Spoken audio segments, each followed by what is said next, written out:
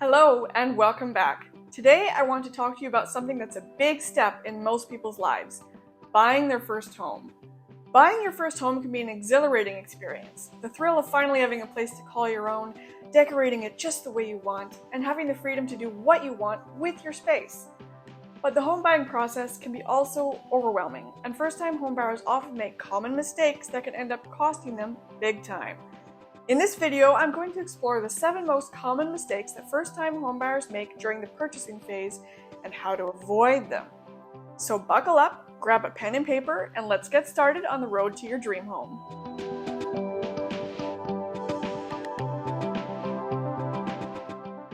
Mistake number 1, not getting pre-approved for a mortgage.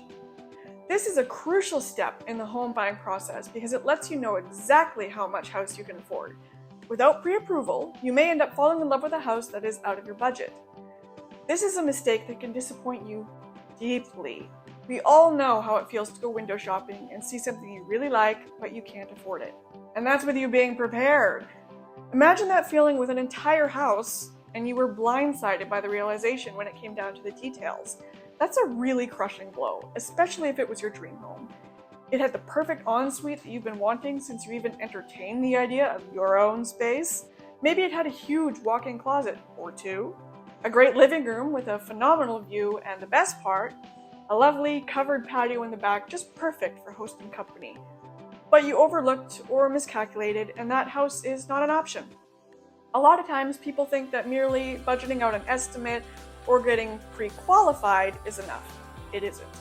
Unless you're a mortgage broker and already know what you're doing, in which case getting pre-approved will be a no-brainer, odds are your calculations will be off. Even more so, it is very much worth noting that pre-qualification and pre-approval are not the same thing. Pre-qualification essentially just presents you with a financial picture of how much loan you can likely qualify for, and it is only accurate as the information that is provided. The lender does not do an in-depth or thorough review of the details provided, a credit check, or anything else to verify the legitimacy of the amount recommended. Furthermore, since a pre-qualification is not a pre-approval, you are not securing a conditional loan advancement held at the current interest rate. It is just an arbitrary number. It's the number you get when you fill out a basic mortgage calculator. In reality, it can change, for better or for worse. Pre-approval is where they will do an in-depth review of your financial position, your income, your debts, your assets, etc. They verify the accuracy of everything and give you a number to hold based on those details, plus or minus a few, and is calculated against the current interest rate. On average, the number and rate is now yours with which to shop for roughly 3 months or 90 days. Definitely do not make the mistake of shopping around without this number intact. The second mistake that first-time homebuyers make is deciding not to work with a real estate professional. A good agent can guide you through the process and help you find the right home for you. They also have access to resources that can help you with financing and negotiations. Working with an agent means that you have unparalleled access to their expertise. Real estate agents have extensive knowledge of the housing market, neighborhoods, and current property values. They can provide you with valuable insights on what to expect during the home buying process and help you to navigate any challenges that may arise. An agent also has access to all kinds of listings. This includes a wide range of properties that may not be available to the general public, such as pocket listings or exclusive properties. This can help you find your dream home faster and with less hassle. They can assist you with paperwork, which is often substantial. It includes contracts, agreements, and disclosures. A real estate agent can help you navigate through this process and make sure you understand all the legal documents that you need to sign. An agent can also assist you with the negotiations themselves, which can be nerve-wracking, especially for a first-timer. And of course, your agent will also have recommendations for other professionals, such as quality mortgage brokers, lawyers, home inspectors, and anyone else who may be relevant in the industry. Finally, your agent can also provide you with ongoing support both during and well beyond the home buying process. Remember that when you work with an agent as a buyer, you are not the one paying that agent's commission. A buyer's agent is paid by the seller.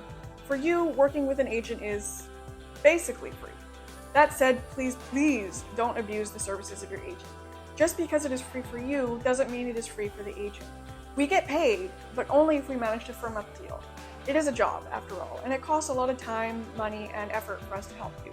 As a result, I hope that you will agree that we deserve to be paid for those efforts. This means that when you pick an agent to work with, after doing some agent shopping, of course, Please work with just that agent. It is neither fair nor kind for you to work with multiple buyer's agents. You pit us all against each other, and at the end of the day, it could mean that I have put a ton of time and effort into helping you, only to watch you walk off with another agent that got lucky enough to find you the right property at the right time. Not because I did a poor job, I just didn't have the lucky ticket. And I am now out both time and money helping you when I could have been spending that time with someone else who needed me. Just something to think about. Moving on. The third mistake that first-time homebuyers make is not knowing all the ins and outs and all the costs that are involved in buying a home. So often when I see someone preparing to buy a home, they've only thought about the down payment and the interest rate. They forget all about the closing costs. These can include the property transfer fees, the conveyancing fees, as well as home inspection fees. It is important to note that these are not designed to form part of your loan. These are paid out of pocket, so they must be budgeted for. There's nothing worse than making it to that closing table and then finding out, surprise, you need an extra several $1,000s to make it go through. If you don't have that money available, you could really be up a creek without a paddle. As a general rule of thumb, you can estimate out approximately 1.5% of the purchase price of your home to cover those fees. So for example, let's go simple and say you found the perfect home and agreed on a purchase price of $500,000. 1.5% of $500,000 is $7,500. This is money you want to have set aside, above and beyond your down payment to cover those costs. If you're smart, and you may overestimate a little bit too. You likely don't have to go all the way to 2%, but would you rather have the money available if you need it, or need it and then not have it? Worst case scenario, if you over-prepare, is that you get to hang on to a few $1,000s that it wasn't necessary to spend. What a nightmare. Go buy a fridge or something, not a car. Not a car. No. Don't do that. Don't finance anything. If you can buy it outright with extra money that was already factored into your home buying budget, that's one thing. But don't go out and buy something before completion and give the mortgage company a reason to reevaluate your mortgage. Yikes. The domino effect is real and you could lose the whole home. Don't do it. The fourth mistake that first-time home buyers make is not doing enough research on the home in the neighborhood. You'll want to know things like the home's condition, age, the importance of which we will get into in a little bit, and any potential problems. More importantly, at this stage, you should research the neighborhood's crime rate, school district, and property values. What is important to you when you're moving to a new neighborhood? Do you have kids? If so, it is a really good idea to focus hard on the safety of the neighborhood as well as the school quality. Take a good hard look at the crime rate in the area. That said, you don't have to veto an entire neighborhood just because it doesn't have the best reported crime rate. Because even within a neighborhood, certain sections are safer than others. Crime rates are just stats and averages, remember. I have lived in Chilliwack, specifically Sardis, for the last 6 years? When was 2018? I think that's 5 years, whatever. And well, yes, there's crime, and a lot of it based on the statistical average. I personally haven't seen an overabundance of it, and I would feel quite safe raising my children here when I have them. As with anywhere, pick your area well and make safe decisions. If this is a statistic that really concerns you, rest assured it will be discussed in a later video, so stay tuned. I'm one person, one video at a time. And of course, where kids are concerned, school quality is important. Research the schools in the area and make sure they meet your standards. When I was younger, my very well-meaning parents made the decision to move us to some peewee town in the middle of nowhere, Logan Lake. Heard of it? No? You and most other people. Shocker. It's got like, I don't know, maybe like 1,000 people total. It's tiny. But my parents wanted to move us somewhere that was statistically safer and less likely to be exposed to drugs and alcohol in the school system. Unfortunately, the high school especially ended up having quite the drug problem, and the education was not up to par. French 11 came and went, and we're still working on basics like colors, masculine and feminine, simple sentence structure. I came to grade 12 down here, and I went into French 12 because I thought, well, no problem, right? I was in French 11. Big problem. I was useless. They were doing all these long sentences and they were speaking in French, and yeah, I had nothing. I had to go back and be like, yeah, I need to leave this class. I wasn't taught the same way. English class was very similar. It was literally write your feelings about the book we just read in this journal entry. I got straight A's. I wonder why. So when I came back down here, it was just a big culture shock, and my grades took a very predictable nosedive when I discovered just how much my education had been lacking. Playing heavy-duty catch-up in my last year of school was really not fun, and it was the same with college. I mean, I got my butt in gear eventually, but it definitely would have helped if I had had a more solid educational leg to stand on, so definitely watch out for that. Do some research, ask other parents, talk to the school, anything you can get your hands on to make the right school choice to give your kids the best fighting chance as possible as they dive into what the rest of us call real life.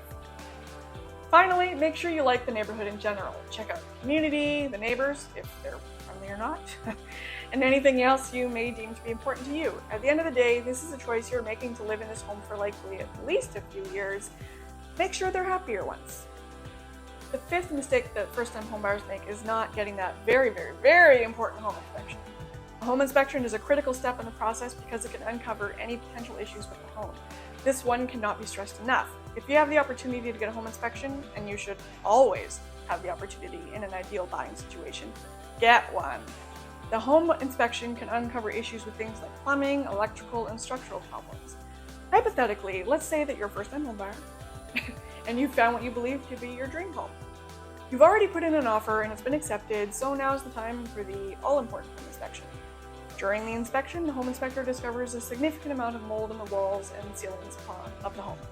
Upon further investigation, it's discovered that the mold is the result of slow leaking of plumbing that has gone undetected for years. The leak has caused extensive water damage, rotting the wooden structure of the home and compromising its structural integrity.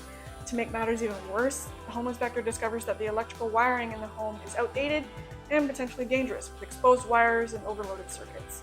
It's estimated that the repairs needed to address the mold, water damage, and electrical issues will cost tens of thousands of dollars, which is far beyond what you can afford. This discovery puts you in a difficult position. You'd already fallen in love with the home and had put a lot of time and effort into the purchase process, but you know that the cost of repairs is just too high and could put you in a precarious financial situation. Ultimately, you have to make the difficult decision to back out of the deal and continue your search for a safe and affordable home. This hypothetical scenario serves as a reminder of why home inspections are so important. It's always better to know what potential issues are up front, even if it means walking away from a home that you had your heart set on. Therefore, always, always make sure you get a thorough home inspection before closing. The sixth mistake that first-time homebuyers make is letting their emotions rule the roost. Buying a home can be an emotional process for sure, but it's important to keep a level head. Simply put, don't get attached to a home before you've thoroughly evaluated it, and don't let your emotions cloud your judgment during negotiations. I know this is easier said than done. I mean, really, finding that perfect home is feeling it, right? That's the whole point. That's how you know.